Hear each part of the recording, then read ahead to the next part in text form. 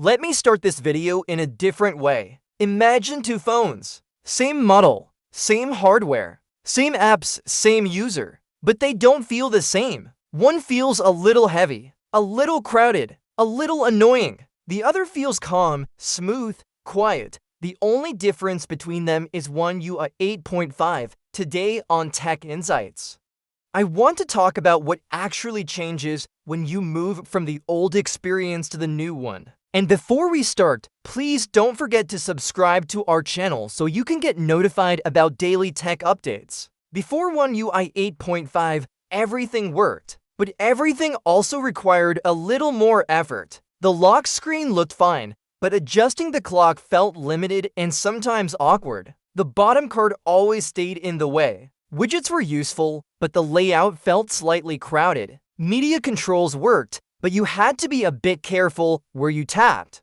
After One UI 8.5, the same lock screen feels like it learned how to breathe. The clock resizing feels free. The borders are cleaner. When you adjust it, the bottom card steps out of the way instead of fighting for space. Widgets feel better placed. Media buttons are spaced more intelligently. Nothing dramatic happened, but everything feels more comfortable. Before One UI 8.5, search was just search. You used it when you didn't want to scroll. Sometimes it helped, sometimes it felt limited. Hidden apps were truly hidden. Settings and files were there, but not always in the way you expected. After One UI 8.5, search feels like a control panel for your entire phone. You can decide what it looks into. You can search apps, settings, downloads, screenshots, and even apps you intentionally hid. You stop navigating your phone. You start commanding it. You think, you type. You get what you want. Before One UI 8.5, settings worked,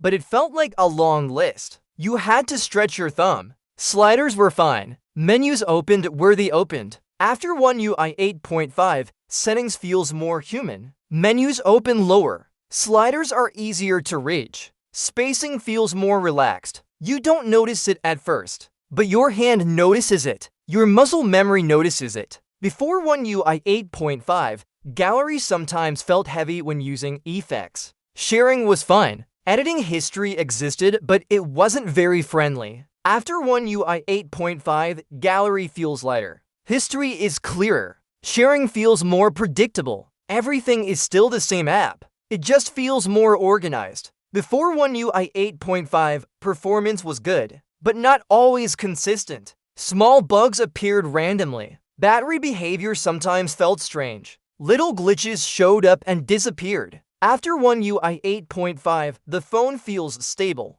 Not faster on paper, but calmer in real life. Bugs are fixed. Lag is reduced. The phone behaves the same way every time. And consistency is more valuable than speed. Here's the strange part. If you look at a changelog, One UI 8.5 doesn't look exciting. But if you live with it, going back feels uncomfortable. That's the real difference between before and after. This update doesn't change your phone. It changes how your phone feels. So should you install it? Yes, not because it gives you something new, but because it removes what was getting in the way. That's it for today from Tech Insights. If you like this kind of real-world, experience-based comparison, make sure to like, share, and subscribe. And tell me in the comments, do you care more about new features or about a smoother daily experience? See you in the next video.